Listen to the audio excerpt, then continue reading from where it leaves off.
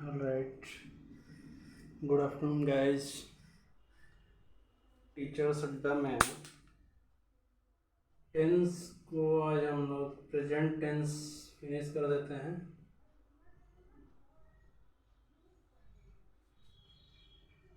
Present tense में हम लोग जो है present indefinite, present continuous, present perfect, ये 3 पढ़ चुके हैं ऑलरेडी। वीडियो आप लोग देख सकते हैं, यूट्यूब पे ऑलरेडी है। लास्ट है प्रेजेंट का प्रेजेंट इंडेफिनिट,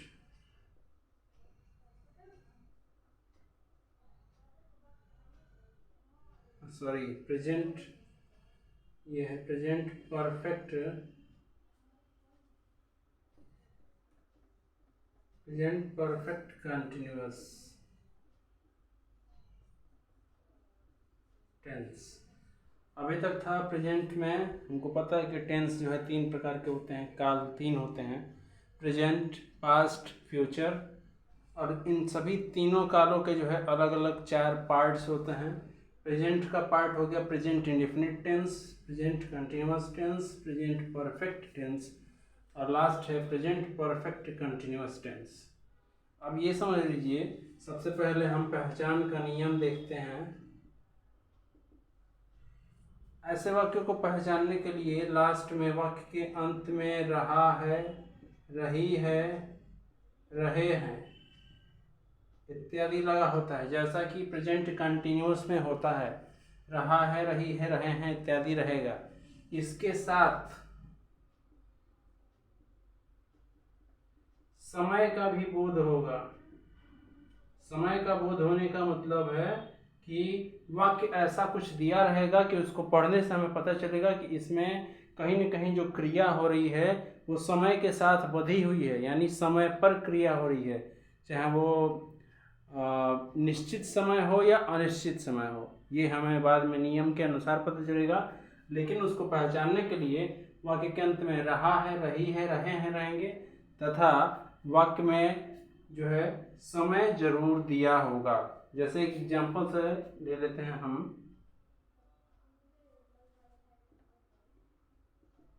वह 2 घंटे से खेल रहा है। जरा देखिए, वाक्य के अंत में है रहा है, नियम के अनुसार, पहचान का नियम। इसके साथ मैंने कहा है कि समय का बोध जरूर कराएगा। यहाँ देखिए समय दिया है, वह 2 घंटे से खेल रहा है, यानी जो है 2 घंटे का समय यहाँ पे दिया हुआ है। अब 2 घंटे का समय हमें ये नहीं पता है अभी सेंटेंस के हिसाब से कि ये निश्चित समय है या अनिश्चित समय है। कहने का मतलब ये है, ये 2 घंटा कब से, सुबह से 2 घंटा, दोपहर से 2 घंटा या शाम से 2 घंटा, नहीं पता है।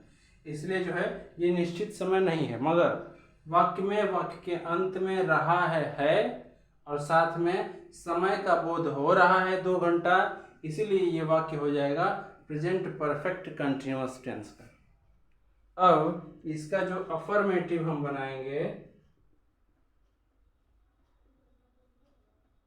सकारात्मक वाक्य, रूल देखिए, रूल्स क्या कहते हैं।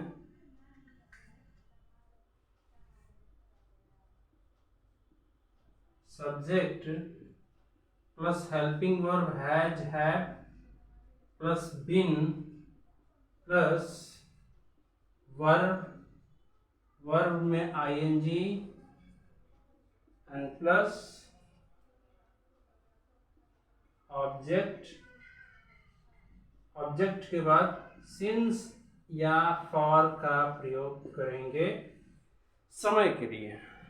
देखिए नियम कहता है कि सबसे पहले सब्जेक्ट, कर्ता, उसके बाद हेल्पिंग वर्ब, सहायक क्रिया जो होगी, वो सहायक क्रिया अब जो है यहाँ पे हैज या हैव होगी।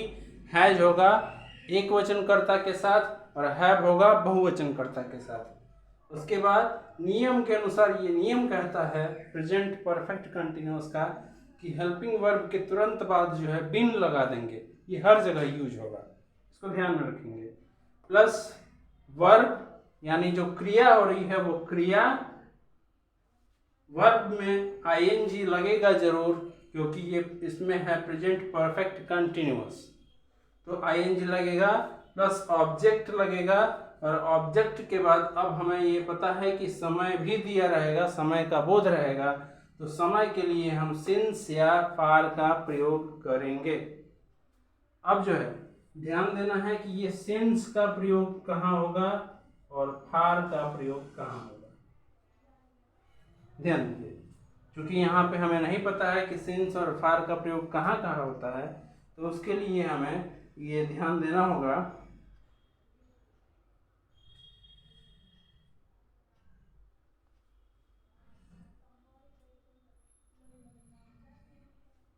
सिंस का जो प्रयोग होगा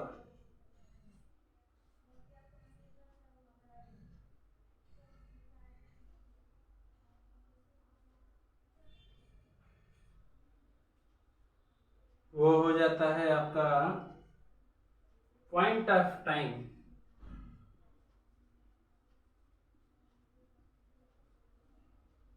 और फार का प्रयोग हो जाता है पीरियड ऑफ टाइम। सिंस का प्रयोग होगा पॉइंट ऑफ टाइम, फार का प्रयोग होगा पीरियड ऑफ टाइम। इसका मतलब हुआ हिंदी में अगर कहें तो सिंस जो है वो हो जाता है आपका निश्चित समय के लिए, और फार का प्रयोग हो जाता है अनिश्चित समय के लिए। एग्जाम्पल के रूप में अगर ले लें तो जैसे कह दिया कि सिंस मॉर्निंग, यानी वह सुबह से कोई काम कर रहा है, तो हो जाएगा सिंस मॉर्निंग।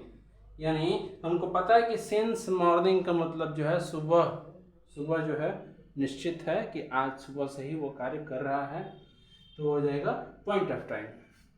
और इसके अलावा जो है मान लीजिए कह दे अगर कि जैसे यहाँ दे रहा था 2 घंटे से खेल रहा है, मतलब for 2 hours, period of time, मतलब हमें ये नहीं पता है कि ये 2 घंटा से मतलब कब, आज सुबह से या कल से या जब से भी, ये हमें नहीं पता, मतलब ये है अनिश्चित, और पॉइंट ऑफ टाइम है निश्चित। तो हम रूल्स पे जो है सब्जेक्ट कर्ता प्लस हेल्पिंग वर्ब सहायक क्रिया हैज या हैव, हैज जो है एकवचन के साथ, हैव बहुवचन के साथ, उसके बाद बिन, फिर क्रिया verb plus ING plus object कर्म प्लस सिंस या फार। सिंस जो है पॉइंट ऑफ टाइम यानी निश्चित समय के लिए, और फार पीरियड ऑफ टाइम यानी अनिश्चित समय के लिए प्रयोग करते हैं अफर्मेटिव के लिए। एग्जाम्पल हमने लिया हुआ था, वह 2 घंटे से खेल रहा है।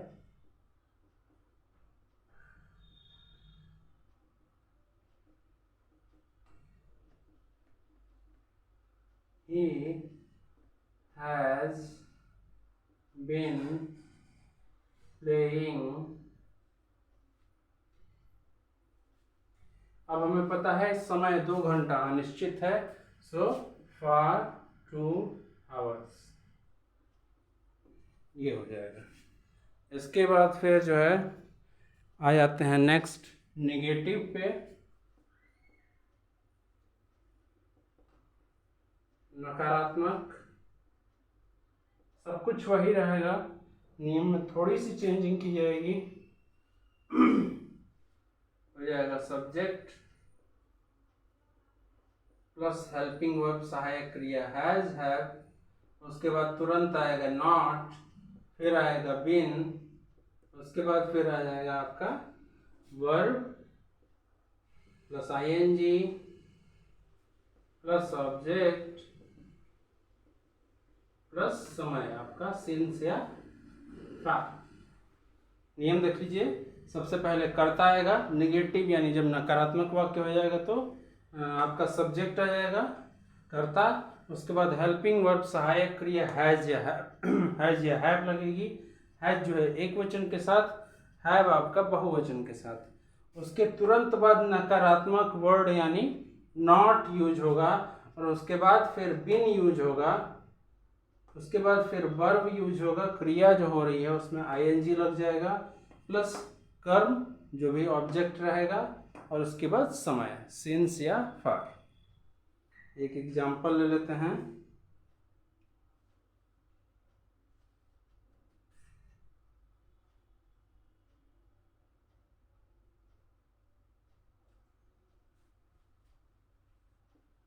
वह 2 घंटे से खाना नहीं बना रही है।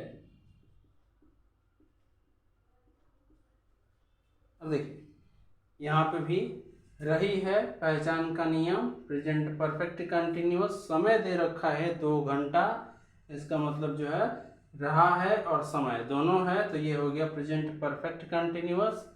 नकारात्मक वाक्य नहीं दे रखा है, मतलब ये है निगेटिव। अब इसको देखते हैं, वह 2 घंटे से खाना नहीं बना रही है। वह मतलब खाना बना रही है, मतलब सी के साथ हम यूज करेंगे हैज, क्योंकि सी एक वचन है।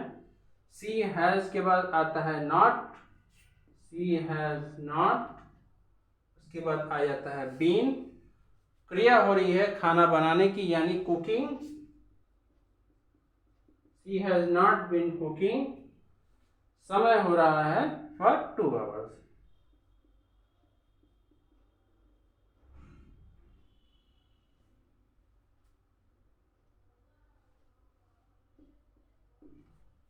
वह 2 घंटे से खाना नहीं बना रही है। इस तरीके से जो है हमारा नेगेटिव वाक्य यानी नकारात्मक वाक्य हो जाएगा। इसके बाद आ जाते हैं इंट्रोगेटिव पे। इंट्रोगेटिव का मतलब हो जाता है प्रश्नवाचक, जहां वाक्य से हमें पता चले कि प्रश्न पूछा जा रहा है वाक्य में। इसके लिए नियम कहता है सबसे पहले सहायक क्रिया हेल्पिंग वर्ब हैज या हैव, उसके बाद फिर सब्जेक्ट। अब अगर इंट्रोगेटिव के साथ नेगेटिव भी है, यानी प्रश्नवाचक में ही नकारात्मक भी पूछ दिया है, तो सब्जेक्ट के तुरंत बाद नॉट लगा देंगे। नकारात्मक नहीं पूछा है, मतलब नहीं है उसमें, तो नॉट नहीं लगाएंगे। उसके बाद सहायक क्रिया हैज या have, subject plus not plus been, उसके बाद फिर वर्ब में आईएनजी प्लस ऑब्जेक्ट, उसके बाद समय सिंस या for, then question mark. Question mark हमारा डिनोट करता है कि ये एक प्रश्नवाचक वाक्य है। देख लीजिए नियम कहता है कि अगर प्रश्नवाचक वाक्य है, सिंपल प्रश्नवाचक वाक्य है जिसमें हमें पता चले वाक्य से कि ये एक प्रश्नवाचक वाक्य है, यहाँ प्रश्न पूछा जा रहा है, तो उस कंडीशन में जो है हम सबसे पहले सहायक क्रिया हैज या हैव जो है एक वचन के साथ, हैव बहुवचन के साथ, उसके बाद तुरंत जो है कर्ता यूज करेंगे। कर्ता के बाद अगर वाक्य में इंट्रोगेटिव प्रश्नवाचक के साथ नकारात्मक भी है तो नॉट यूज करेंगे, अगर नहीं है तो रहने देंगे।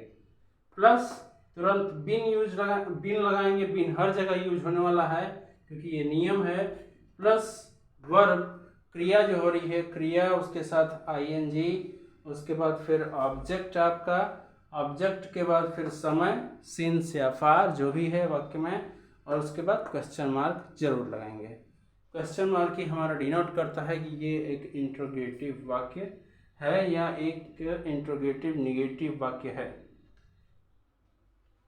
एग्जाम्पल ले लेते हैं।